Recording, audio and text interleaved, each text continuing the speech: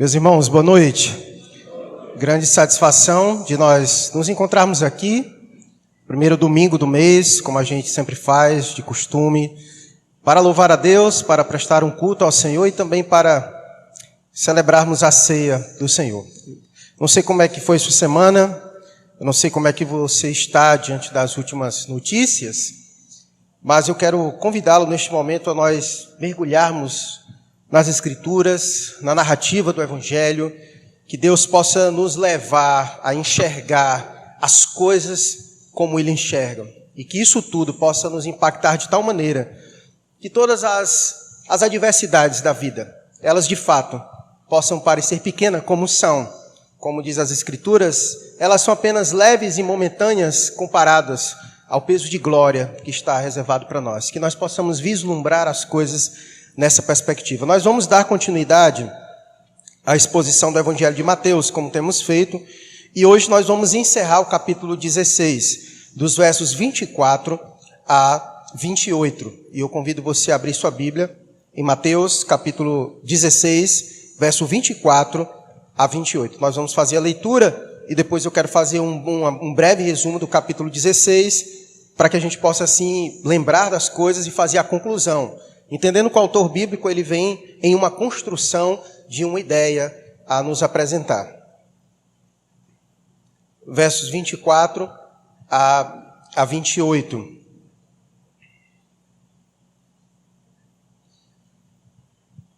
Diz assim a narrativa bíblica. Então disse Jesus a seus discípulos: se alguém quer vir após mim, a si mesmo se negue, tome a sua cruz e siga-me.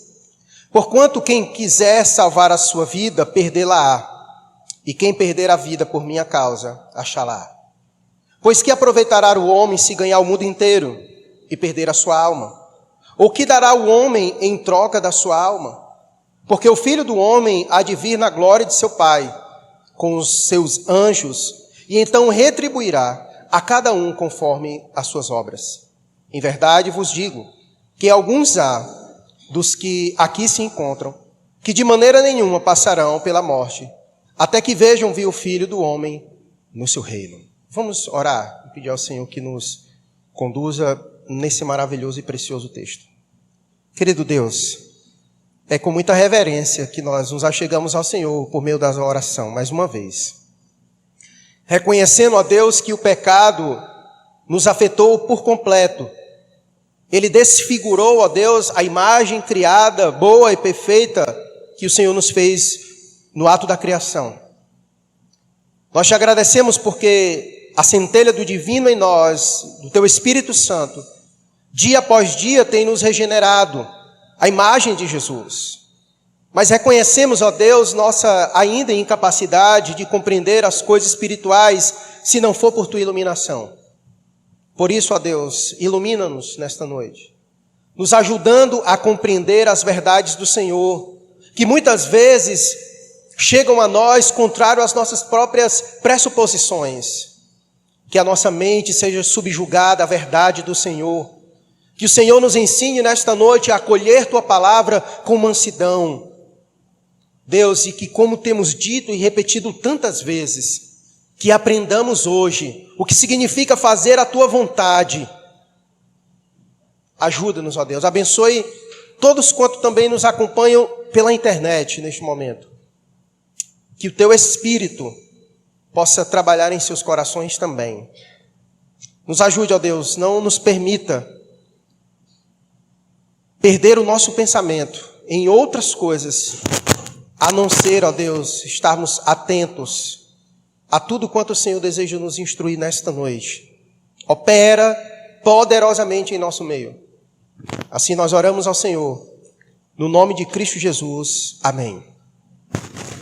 Pois bem, o capítulo 16 do Evangelho de Mateus, de fato, é um capítulo extremamente importante para esse Evangelho, para aquilo que Mateus apresentou e como Deus organizou, inspirando este homem. E esse capítulo é de extrema relevância para nós. Jesus já está aqui caminhando para o seu último ano de ministério e muitas coisas Jesus já fizeram. Todos nós sabemos que depois que João Batista saiu de cena e ele entrou em cena, ele se dedicou ao seu ministério de cidade em cidade, anunciando o evangelho do reino, pregando o evangelho do reino, anunciando as coisas, curando, operando milagres.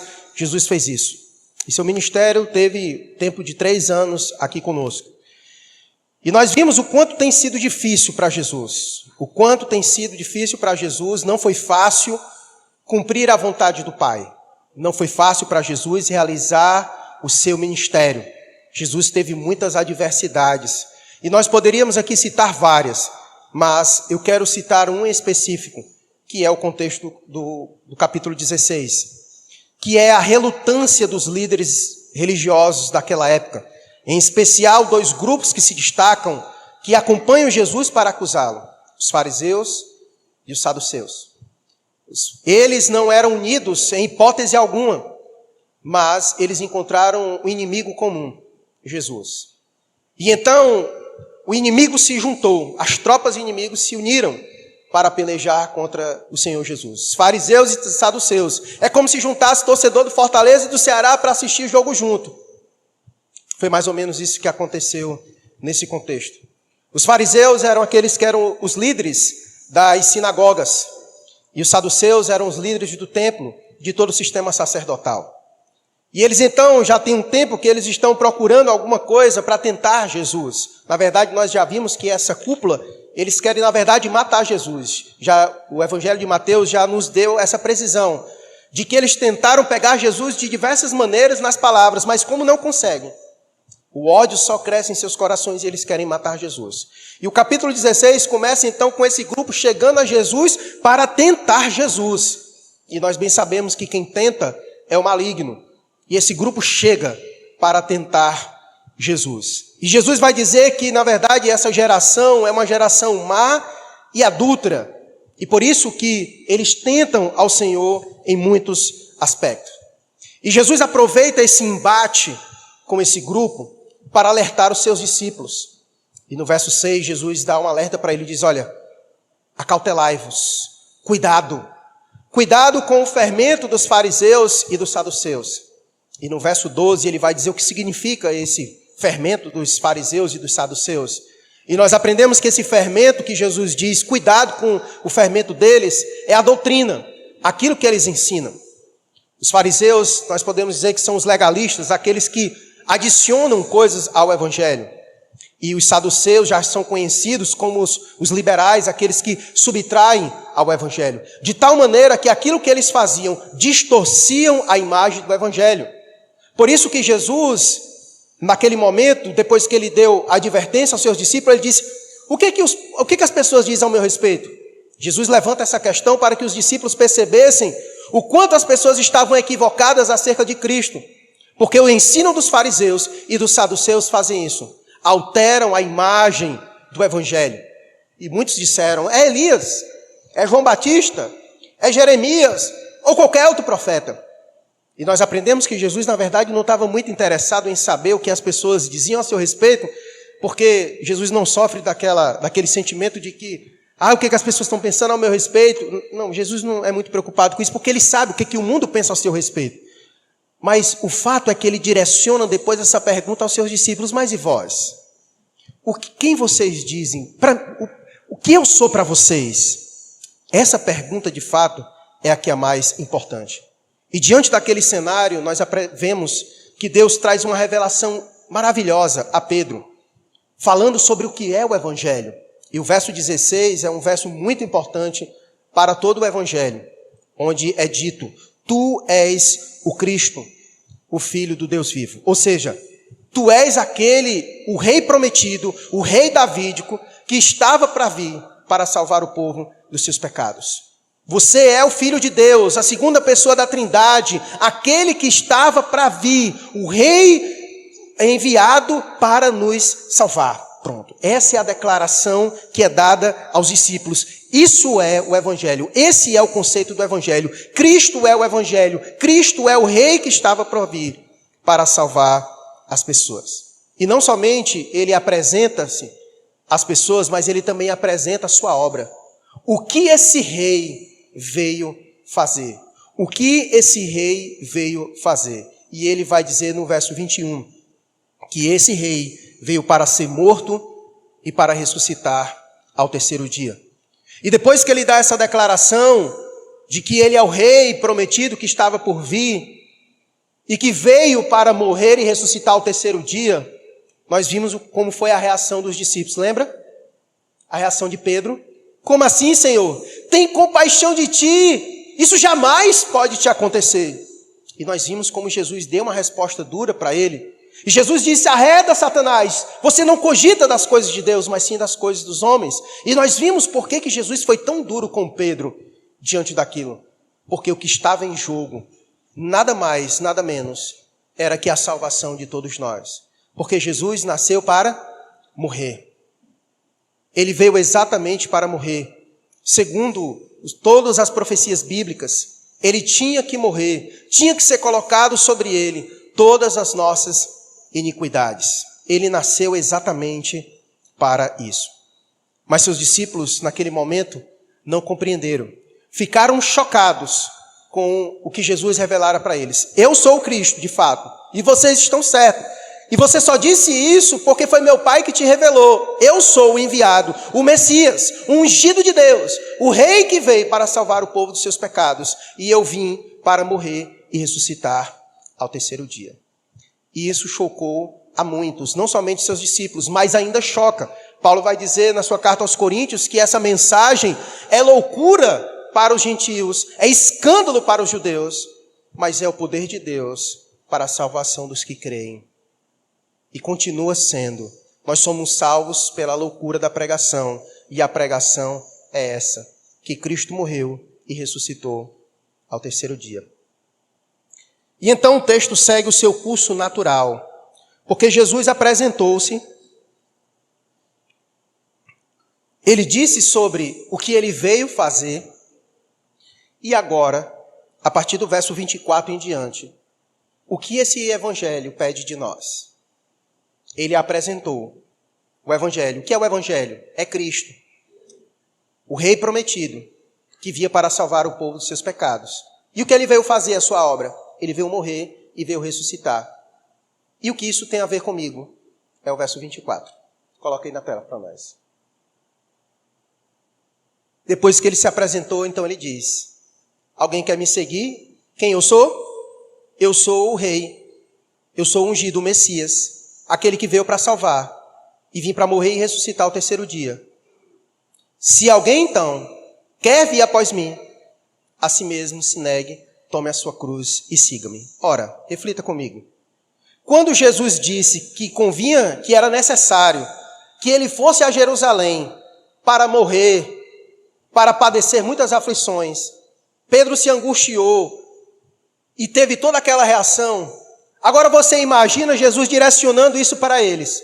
Porque se eles ficaram abismados, Jesus dizendo que iria morrer, imagine agora ele dizendo: quer vir após mim? Tome a sua cruz, negue-se a si mesmo e me siga. Ora, quem toma a cruz vai para onde? Quem toma a cruz vai para onde? Vai para o Calvário. Todo mundo conhecia naquele contexto. Todo mundo conhecia naquele contexto. Porque se tomava a cruz e não era empendurado de imediato. Havia todo um percurso de humilhação. Havia todo um percurso, então se tomava a cruz e caminhava até o lugar da crucificação. Para que a humilhação fosse ainda maior, para que fosse vista. Então Jesus disse: eu estou indo para Jerusalém. Eu estou indo para Jerusalém para sofrer, para padecer, para morrer. E vocês querem vir comigo? Se vem comigo, então toma a tua cruz e me segue. Para o quê? Para sofrer e morrer. Parece ser paradoxal ou parece ser estranho essa mensagem. Porque o que nós ouvimos é: quer vir após mim? Venha e você vai ser vitorioso. Venha que os seus problemas vão acabar. Mas o que Jesus está dizendo aqui é exatamente outra coisa. O que Jesus está dizendo é: quer vir comigo? Você tem que entender o contexto. Ele disse para os seus discípulos: eu vou para Jerusalém, verso 21. Desde esse tempo começou Jesus Cristo a mostrar aos seus discípulos que lhe era necessário seguir para Jerusalém e sofrer muitas coisas. E lá ele vai ser morto e ressuscitado. Então ele vai sofrer. Aí agora ele chega e diz: querem continuar comigo? Querem vir comigo? Querem ir comigo? Para vir comigo, tem que trilhar o mesmo caminho que eu trilho. O discípulo não pode ser maior do que o seu mestre. Se eu pego um caminho de sofrimento e morte, você também tem que trilhar comigo esse caminho de sofrimento e de morte. É por meio do sofrimento e da morte que nós nos associamos à pessoa de Jesus. É por meio do sofrimento e da morte que nós nos associamos à pessoa de Jesus Cristo. O convite de Jesus volta lá para o verso 24. O convite de Jesus é então de negar a si mesmo, tomar a sua cruz e segui-lo. Então, resumindo, Jesus está chamando aos seus discípulos a um caminho de sofrimento. E é necessário que isso aconteça. É necessário que isso aconteça. A pergunta é: será que as pessoas querem seguir esse caminho? Talvez você diga: não, pastor, eu acho que essa mensagem não é para mim, porque eu não quero sofrer. Tudo bem, essa mensagem não é para quem não quer. Porque o texto vai dizer, Jesus disse a seus discípulos: se alguém o quê? Se alguém quer, se não quer, então não vai. Quer? Quero, então vem. Esse chamado de Jesus não é para quem não quer. Esse chamado de Jesus é para quem quer. Quer vir após mim? Pois então esteja ciente que se você vier comigo, você tem que negar a si mesmo, tomar a sua cruz, e só assim você vai poder me seguir. Só assim você vai me seguir. Porque seguir a Jesus necessariamente implica sofrimento e morte. Seguir a Jesus necessariamente implica sofrimento e morte. Calma. E eu vou explicar para você como tudo isso funciona. Jesus aqui não é um masoquista, certo? Que quer promover em nós sofrimento. Jesus não é aqui um sádico que se alegra com o sofrimento das pessoas. Não é isso. Mas o caminho do sofrimento é um caminho que Deus escolheu para que o seu Filho passe por ele e que para todos os seus discípulos também passe com ele. Perceba, a sequência do texto de 21 coloca lá de novo, só para a gente lembrar. Lá o finalzinho, ele tinha que ser morto e ressuscitado. Perceba que a ressurreição é o ponto de glória de Jesus. A ressurreição é o ponto da glória de Cristo Jesus, onde ele vence a morte. Mas para ele ter esse ponto de glória, ele precisa passar pelo sofrimento. Ou seja, o que Deus quer nos ensinar, por meio de Jesus, é que para nós chegarmos ao ponto de glória reservado por nós precisamos passar pelo vale do sofrimento. Nós precisamos passar pelo vale do sofrimento. Assim como Cristo morreu, padeceu, sofreu, ele também foi glorificado. Assim também é o mesmo caminho. Nós sofremos, nós padecemos para sermos glorificados. Não existe coroa sem primeiro carregarmos a cruz. Não existe. Não podemos ser coroados sem antes carregarmos a nossa cruz. Só recebe a coroa aqueles que caminham com a cruz, aqueles que carregam a sua cruz. Acontece exatamente isso com Cristo. Ele primeiro vai ao Calvário e depois ele é coroado. E esse caminho é o mesmo caminho que ele nos chama a seguir. O caminho do sofrimento que nos leva para algo maior, que é a glória. Por isso, volte lá para o verso 24. O chamado de Jesus é esse. Disse Jesus aos seus discípulos: se alguém quer vir após mim, a si mesmo se negue, tome a sua cruz e siga-me. Pastor, então acho que está dando certo comigo, porque eu estou sofrendo demais. A pergunta é: que sofrimento é esse que é proposto a nós? Não é qualquer tipo de sofrimento. Eu sei que nós tacamos o pau aqui em Pedro, né? pela besteira que ele falou. Mas Pedro, na sua caminhada, Deus foi redimindo este homem de forma maravilhosa. Todos nós sabemos disso. Mas lá no final, ele nega ao Senhor, é tropeço atrás de tropeço. Mas depois, esse homem passa por um processo de restauração maravilhoso. E ele entende muitas coisas das quais agora ele não entende. Veja o que ele disse em 1 Pedro, capítulo 4, verso 12 e 19. Porque o sofrimento não deve ser buscado por nós. Ele é esperado. Nunca esqueça disso. Eu vou buscar o sofrimento para que eu me pareça com Cristo. Não, não é isso. Ele é esperado. Se você é um cristão, então você vai sofrer. Porque lembra o que Paulo disse? Todos aqueles que querem viver uma vida piedosa serão o quê? Perseguidos. Passaremos por dificuldades, pelo simples fato de quem somos. Já é esperado, não é buscado. Então você não precisa buscar sofrer, porque ele vai chegar em você. Pelo simples fato de quê? Por você ser um discípulo de Jesus. E nós vamos ver em que condição é que esse sofrimento se aplica. Para que você saiba se está no caminho certo ou não. Olha o que Pedro disse. 1 Pedro, capítulo 4. Valeu. Verso 12, por favor. Ele diz: amados, não estranheis o fogo ardente que surge no meio de vós, destinado a provar-vos como se alguma coisa extraordinária vos estivesse acontecendo. Pelo contrário, alegrai-vos na medida que sois co-participantes do quê? Olha o que ele disse. Alegrai-vos na medida que sois participantes dos sofrimentos de Cristo. Para quê? Para que também, na revelação de sua glória, vos alegreis exultando. Mas ele continua. Perceba a riqueza do texto. Se pelo nome de Cristo sois injuriados, e aí aqui é onde entra esse caminho que Jesus nos chama, qual é o sofrimento que nós iremos pegar, por trilhar, por seguir Jesus, ele vai dizer: se pelo nome de Cristo sois injuriados, bem-aventurados sois, porque sobre vós repousa o Espírito da glória e de Deus. Não sofra, porém, nenhum de vós como assassino, ou ladrão, malfeitor, ou como alguém que se intromete em negócios de outrem. Mas, se sofrer como cristão, não se envergonhem disso, antes glorifique a Deus com esse nome.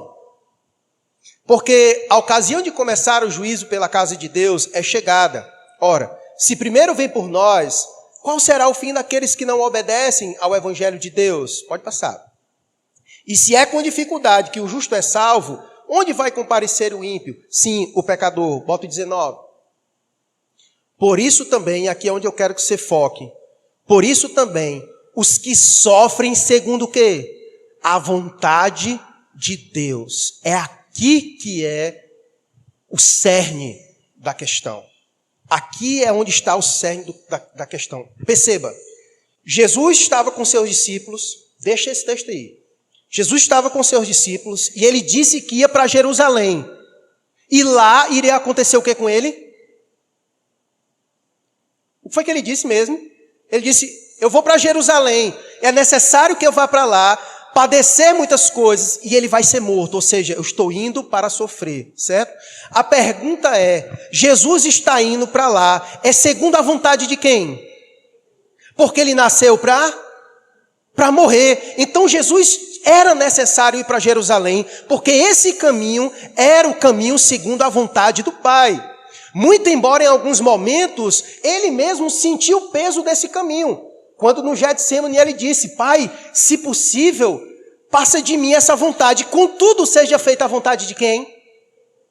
Perceba, o nosso sofrimento, ele precisa ser segundo a vontade de Deus. Jesus estava sofrendo, estava pegando o caminho de sofrimento para Jerusalém, porque era o caminho de sofrimento segundo a vontade de Deus.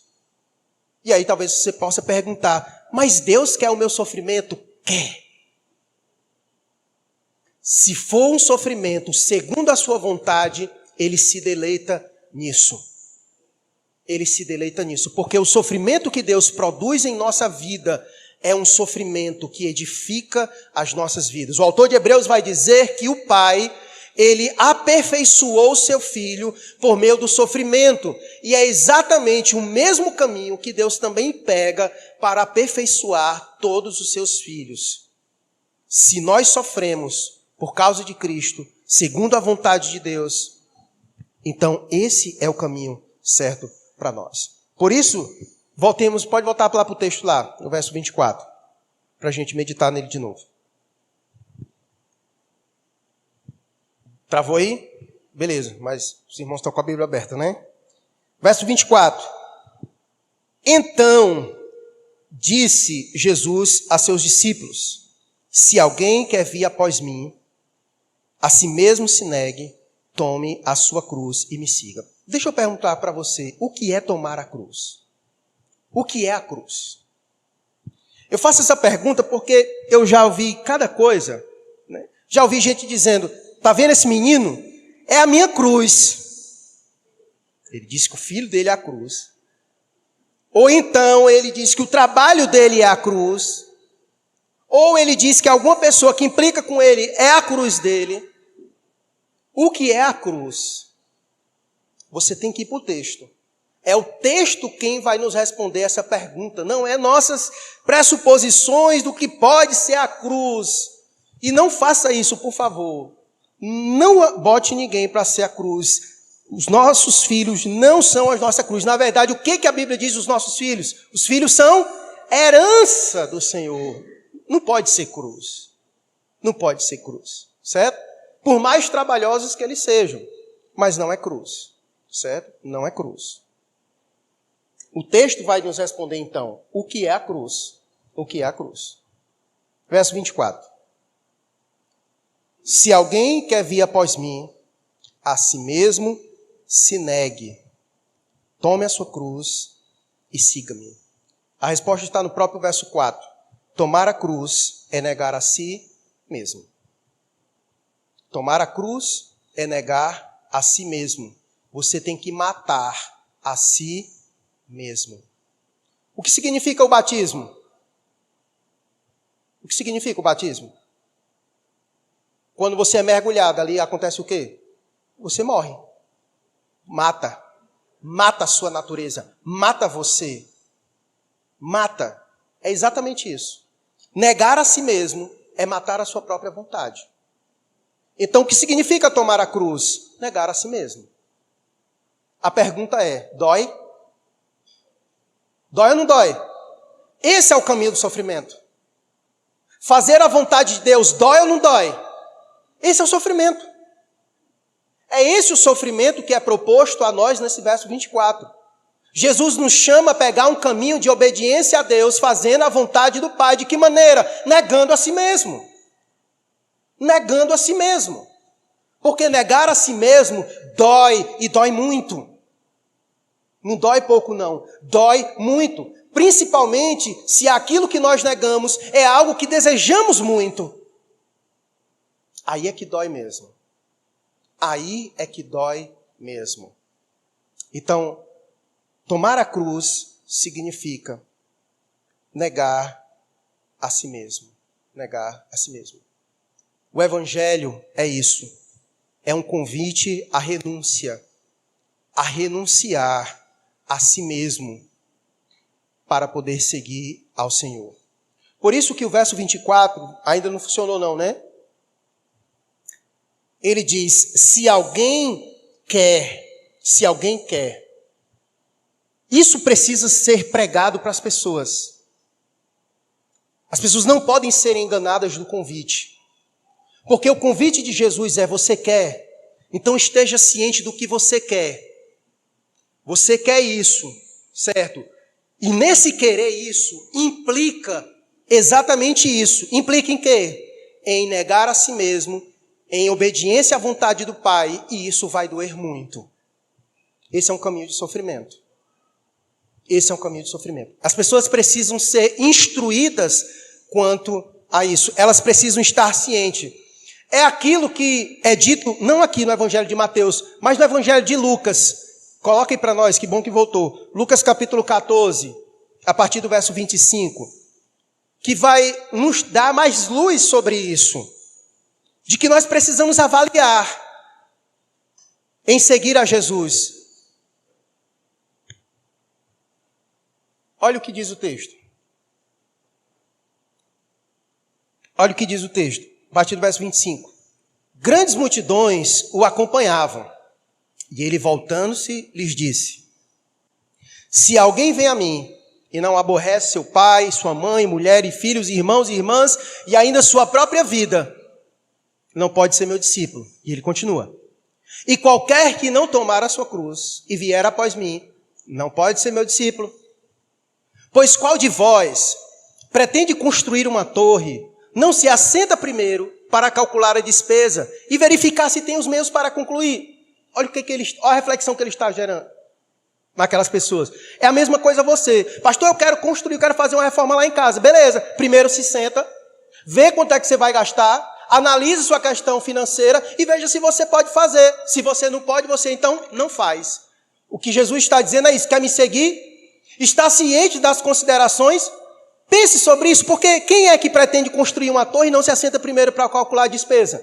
Quer me seguir mesmo? Já parou para pensar sobre as implicações de me seguir? Porque me seguir não é só vitória, vitória, vitória, não. Primeiro, antes de ter a vitória, tem que fazer o quê? Negar a si mesmo, tomar a sua cruz e me seguir. Está disposto?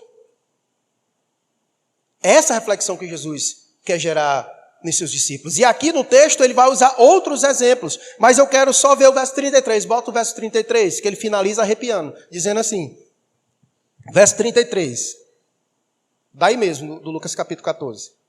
Assim, pois, todo aquele que dentre vós não renuncia a tudo quanto tem, não pode ser meu discípulo. É morte total. Renunciar às coisas dói, dói? Dói? Dói. Perceba que ser discípulo de Jesus é um convite a um caminho de dor. Porque você renuncia a tudo quanto tem. E às vezes essas coisas, a gente é muito apegado a elas, quer muito elas, tem muita vontade delas. E quando a gente vai abrir mão, se desprender, segundo a vontade de Deus, dói. E aqui você pode aplicar ao que você quiser a sua vida. Aqui você pode aplicar ao que você quiser a sua vida, porque de fato, o chamado de Deus para a nossa vida é esse. É um caminho de renúncia, de negar a própria vontade para fazer a vontade do Pai. Mas infelizmente, nós vivemos em uma geração que não nos é ensinado isso. Na verdade, a gente quer de alguma maneira encontrar brechas para adaptar nossa vontade à vontade de Deus. Nós ficamos tentando costurar as coisas, porque nós somos educados nesta geração a só abarcar as coisas e nunca abrir mão delas. Ou sempre a gente constrói respostas muitas vezes piedosas para não negar a nossa vontade, quando na verdade Deus está com clareza anunciando a sua vontade diante de nós. Mas nós relutantemente não fazemos isso porque no fim das contas nós queremos que a nossa vontade seja feita. Nossa vontade seja feita. Lembra das considerações que o pastor Clesiano fez aqui, no final de semana aqui conosco? As reflexões. Deus está fazendo uma missão. E muitas vezes nós ficamos só olhando. E não temos nenhuma participação nisso. Porque isso exige de nós abrir mão de coisas, renunciar coisas. E a verdade é que nós não estamos dispostos a fazer isso. E quando fazemos isso, nós dizemos a Deus: Senhor, a minha vontade seja feita, não a tua vontade. O caminho de Deus para a nossa vida é um caminho de renúncia e de sofrimento, para que nós possamos viver segundo a vontade de Deus. Quantos de nós já não passamos por coisas semelhantes e sofremos muito? Não sei quantos aqui, mas que tem um público jovem, grande aqui na nossa igreja. Talvez muitos de nós aqui passou pelo momento de sofrência, de ter gostado de alguém que não era para ter gostado, e depois teve que abrir mão da sua vontade para fazer a vontade de Deus. Já passou com você alguma vez na sua vida? Passou por esse tipo de sofrimento? Dói ou não dói? Dói. Mas muitos não querem. Sabe por quê? Porque não querem abrir mão disso. Porque não querem abrir mão disso. E muitas vezes são coisas lícitas. Coisa até que o pastor Eclesiano falou aqui também, né? Coisas que muitas vezes são lícitas para nós, mas que naquele momento não convém. Não edifica o reino, não coopera para o reino, mas a gente se apega àquilo. Não, é lícito, é lícito. Até onde vai a nossa liberdade? A verdade é que nós não curtimos abrir mão da nossa vontade para fazer a vontade de Deus. E a gente fica empurrando, e a gente fica empurrando. E a gente fica tentando negociar, construindo argumentos e mais argumentos na nossa mente e à nossa volta. Quando está claro a situação, mais do que claro, de que nós devemos, naquele momento, abrir mão das nossas vontades para seguir a vontade de Deus. Verso 14, voltemos lá para o nosso texto. Então disse a Jesus, aos seus discípulos, se alguém quer vir após mim, a si mesmo se negue, tome a sua cruz e siga-me.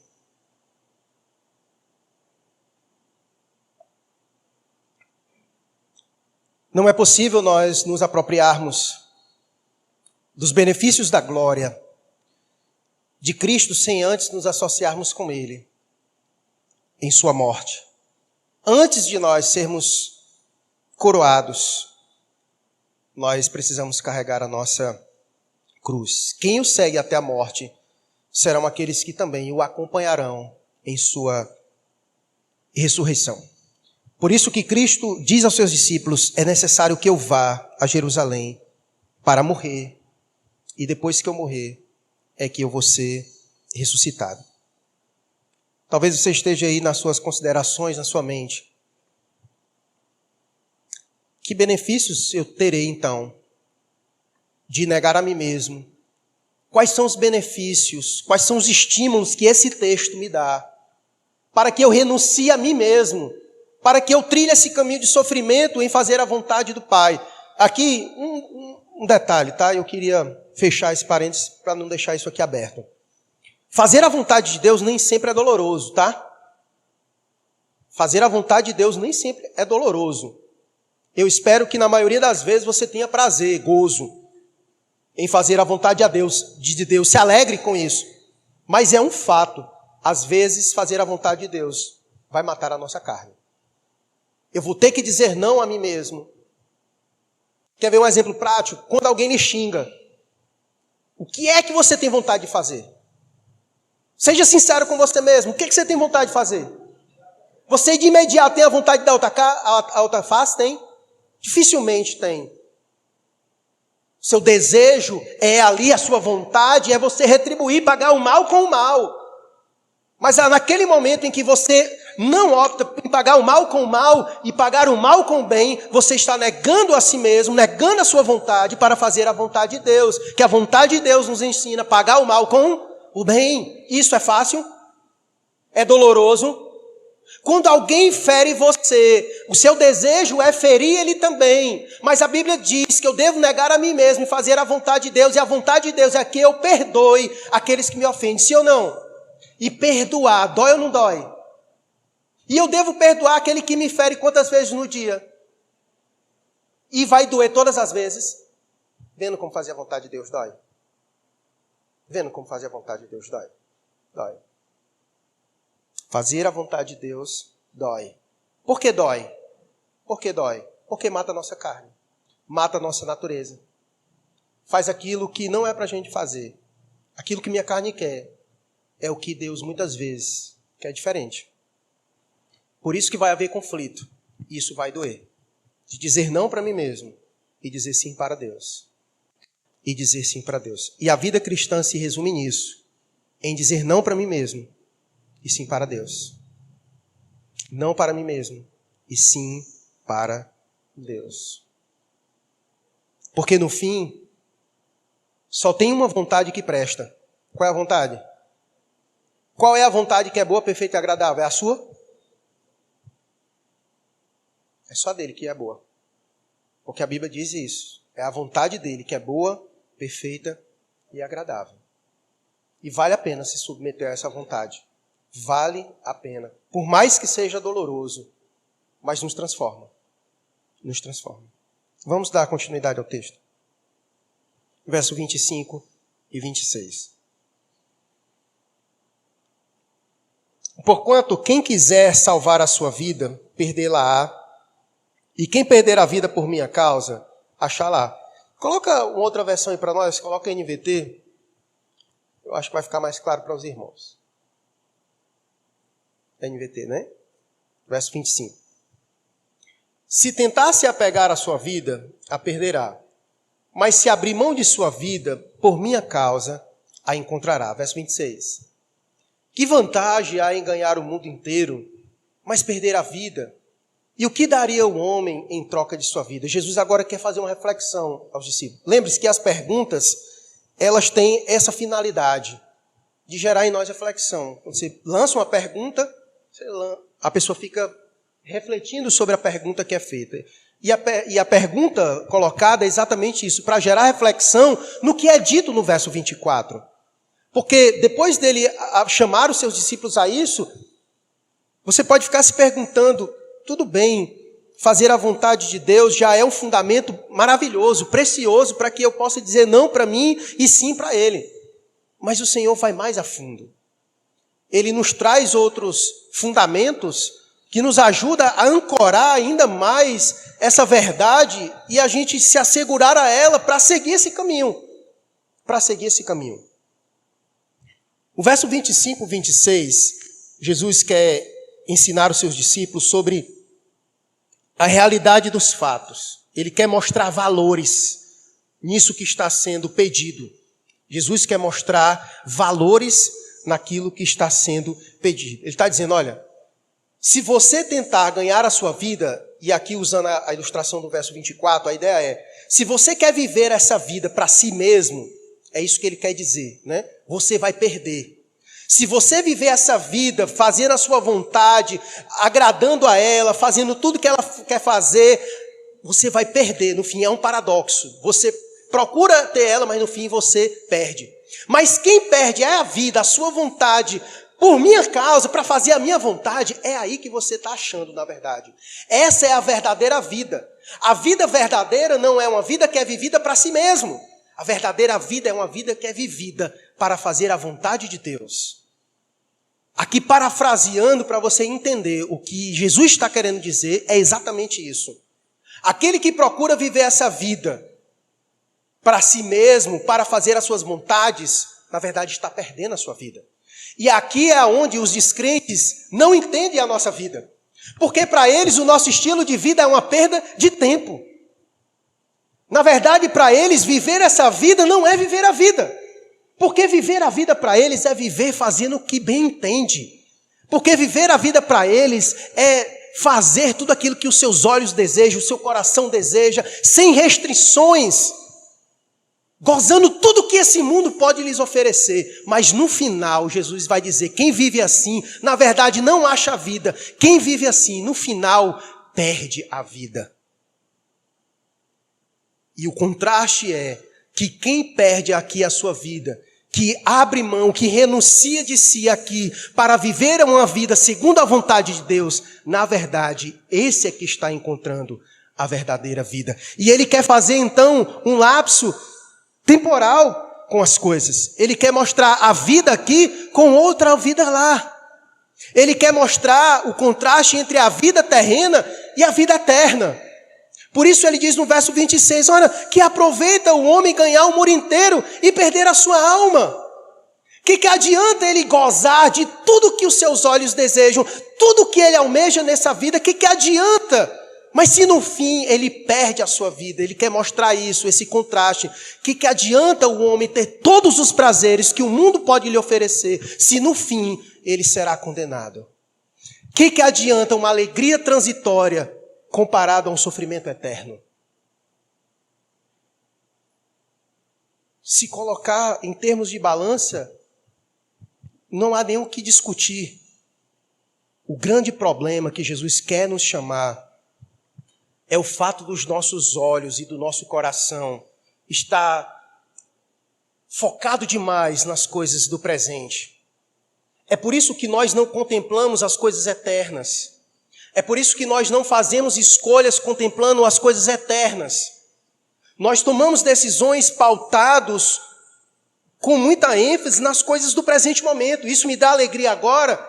Está ótimo. Eu não penso e não reflito sobre as questões eternas. Por isso que às vezes a gente acaba cedendo à tentação do pecado. Por isso muitas vezes a gente acaba cometendo certos tipos de pecado, porque a alegria do pecado naquele presente me toma de tal maneira que eu esqueço das suas implicações eternas. E Jesus está dizendo: o que adianta tu ter tudo que esse mundo pode te dar e perder a tua alma? É essa a reflexão que ele quer fazer. Ou seja, isso é nada. As alegrias transitórias desta vida não é nada. E não pode ser nada comparado com o que Deus tem para nós. Por isso que vale a pena nós trilharmos o caminho de sofrimento enquanto aqui, para fazer a vontade de Deus, porque o que está nos prometido é algo muito maior. Então eu sofro aqui porque eu olho para algo maior lá, que é exatamente o que o autor de Hebreus vai dizer que aconteceu com Moisés. Olha Hebreus capítulo 11, verso 24 a 26, coloca para nós aí o texto.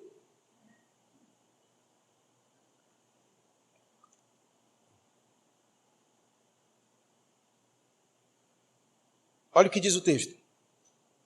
Pela fé, Moisés, já adulto, recusou ser chamado filho da filha do faraó, preferindo ser maltratado, junto com o povo de Deus, a aproveitar os prazeres transitórios do pecado. Verso 26.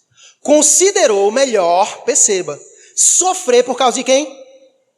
Por causa do Cristo, do que possuir os tesouros do Egito, pois tinha em vista a grande recompensa. Ele não olhava para o tempo presente, porque se ele fosse olhar para o tempo presente, quantas coisas ele perdeu?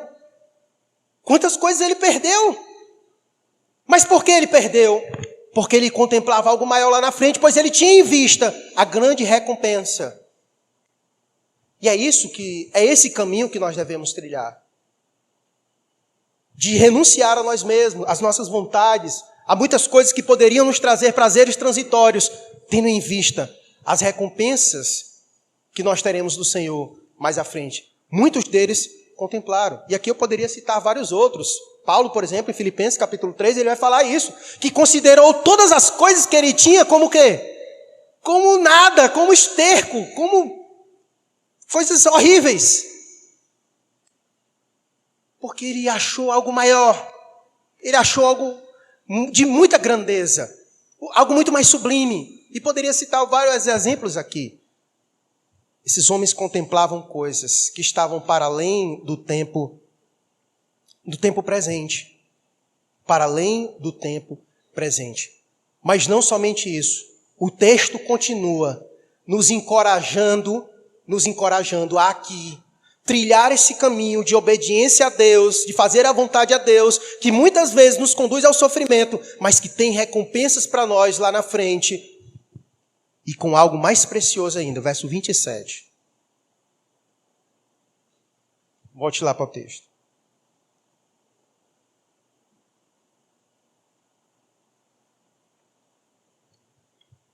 Pois o Filho do Homem virá com seus anjos na glória de seu Pai e julgará cada pessoa de acordo com as suas. Quer mais estímulo do que esse? Lembra-se de Asaf, Salmo 73? Senhor, como é que pode?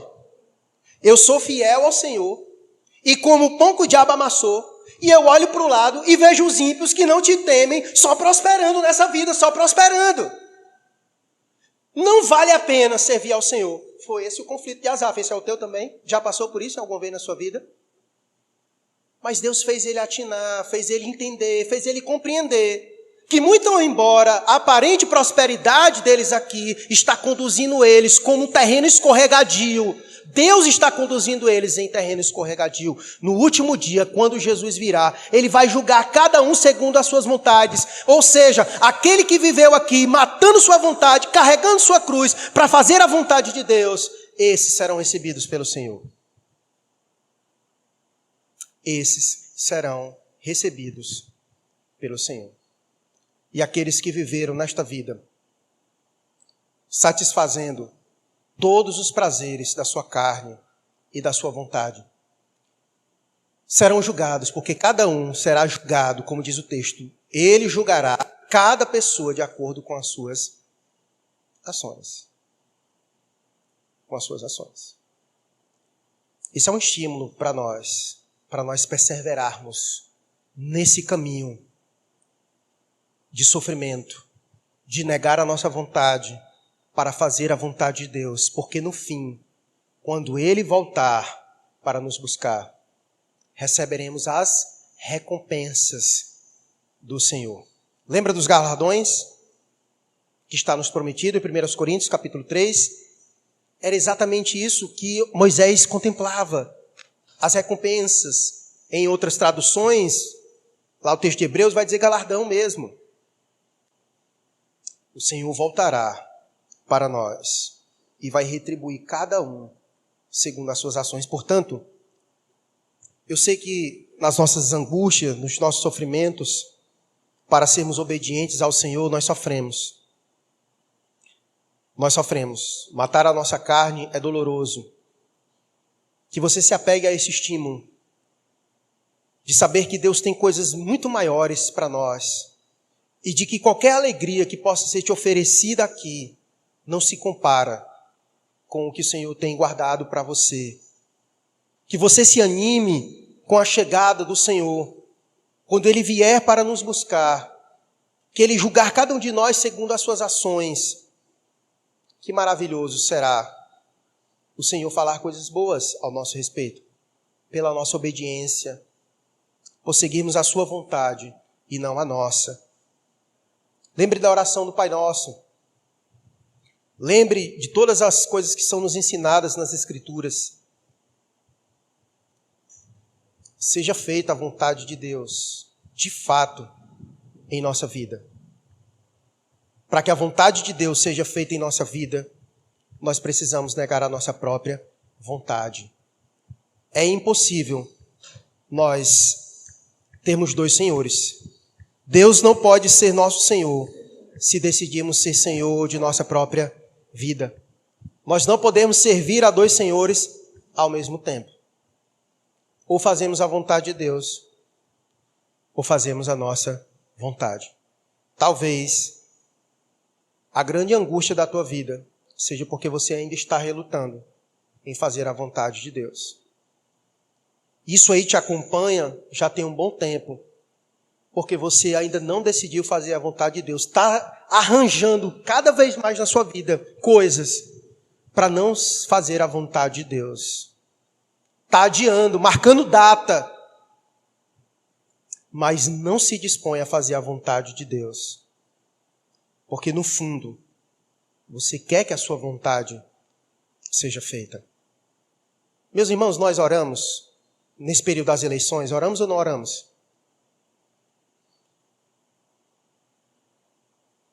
No Brasil, a maioria aqui do povo brasileiro é cristão. A igreja brasileira orou. Só é feita a vontade de Deus quando é feito o que a gente quer?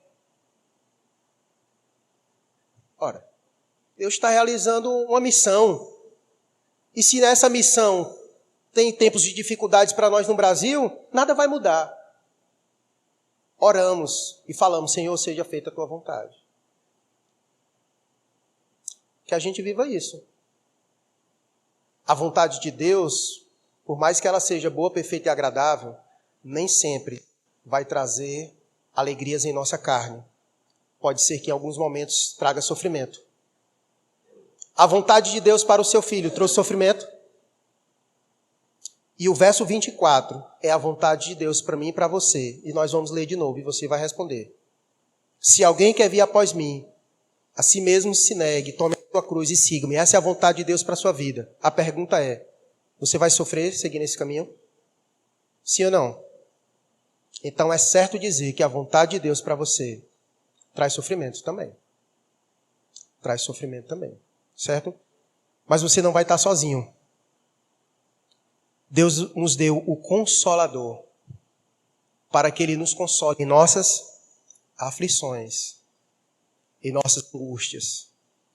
Quando nós sofremos para fazer a vontade de Deus, como Pedro disse, quando nós sofremos para fazer a vontade de Deus, quando nos dispomos a sofrer para fazer a vontade de Deus, certamente Deus vai nos dar todas as condições que nós precisamos para seguirmos em obediência e fazer a sua vontade.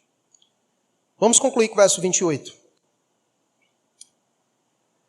Em verdade vos digo que alguns há, dos que aqui se encontram, que de maneira nenhuma passarão pela morte, até que vejam vir o Filho do Homem no seu reino. Para você entender o verso 28, você precisa estar com a verdade do verso 27 muito firme na sua mente. O que foi que Jesus disse no verso 27? De que ele viria. Não foi isso? Coloca aí para nós de novo, só para você não esquecer. Porque o Filho do Homem há de vir na sua glória. Fique com isso em sua mente. Bota o verso 28. Ele acabou de dizer aos seus discípulos que ele estará vindo em sua glória. E de que, ou seja, nós o veremos na sua glória. Porque naquele presente momento, os discípulos ainda o iriam ver em seu sofrimento. E Jesus disse no verso 27, eu ainda vou vir em glória. Eu ainda vou vir em glória. E nós temos essa maravilhosa esperança. E agora no verso 28 ele diz, em verdade vos digo, de que alguns dos que aqui se encontram, quem é que estava lá com ele? Os seus discípulos. De que maneira nenhuma vão morrer até que vejam ver o Filho do Homem no seu reino. Para que nós possamos compreender o verso 28, nós vamos ter que olhar aqui para o capítulo 17. Vai ser a minha pregação do próximo domingo. Mas se faz necessário a gente olhar para o capítulo 17, porque sem ele não vai dar para entender, certo? Porque o capítulo 17, ele começa com lapso temporal. Coloca o capítulo 17, por favor, esse verso primeiro. Olha o que ele já começa com lapso temporal. 6 dias depois, ele quer dar uma continuidade.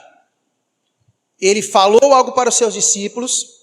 Ele primeiro disse, olha, eu vou vir em glória. E aí ele diz, olha, e alguns de vocês não vão morrer antes de ver isso. E aí o capítulo 17 começa. 6 dias depois que ele disse que viria em glória, que ele disse que alguns dos que lá estavam não iriam morrer, vai acontecer isso. Tomou Jesus consigo a Pedro, aos irmãos Tiago e João. Ou seja, lembra do verso 28? Em verdade vos digo que alguns dos que há que aqui se encontram, aqui já apareceu dos que aqui se encontram 3. Pedro, Tiago e João. E ele levou em particular a um alto monte, verso 2. E foi transfigurado diante deles. O seu rosto resplandecia como o sol, as suas vestes tornaram-se brancas como a luz. Lembra do verso, só até aí, só o verso 2. Lembra do verso 28, que ele disse que viria em glória. Aqui no capítulo 17, Jesus ele antecipa um pouquinho isso para os seus discípulos, cumprindo aquilo que ele disse no verso 28, que alguns dos que aqui se encontram não vão morrer antes de visualizarem isso. E quem visualizou? Pedro, Tiago e João. Jesus queria ratificar a eles que aquilo que ele disse é verdade e que eles podiam crer naquilo que ele estava dizendo, e ele estava provando isso. E ele estava provando isso aos seus discípulos. Vejam a minha glória. Vejam a minha glória. É assim que eu virei novamente para vocês.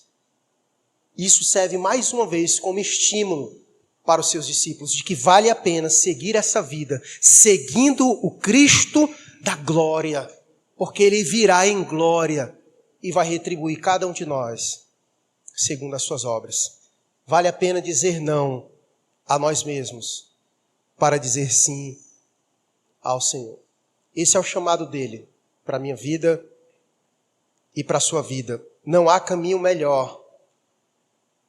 Por mais que esse mundo te ofereça alegrias e prazeres, lembre-se, são apenas transitórios e no fim vai te levar à perda da tua própria vida. Como ele disse, aquele que busca nessa vida achá-la vai perder.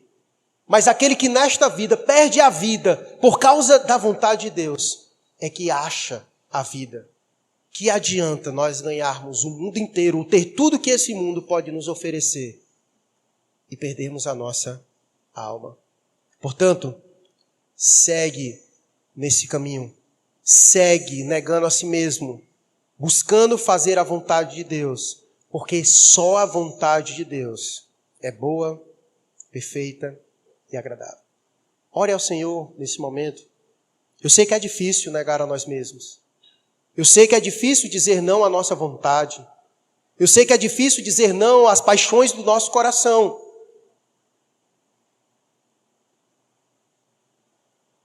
Mas não é impossível.